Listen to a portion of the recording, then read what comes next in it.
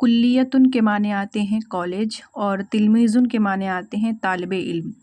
یہ تھا الف۔ اس کے بعد ہے با۔ با میں دیکھیے کیا ہے، مرضن، مرضن کے معنی آتے ہیں بیمار۔ یاکلو کے معنی آتے ہیں کھانا۔ اشرب پینا۔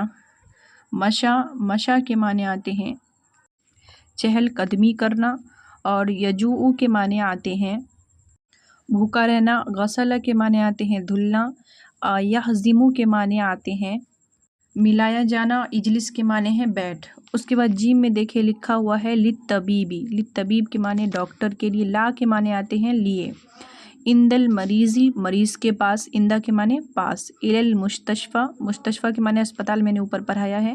الی کے معنی آتے ہیں طرف۔ الی المستشفی، اسپتال کی طرف۔ فی الدوائی، دوا خانے میں۔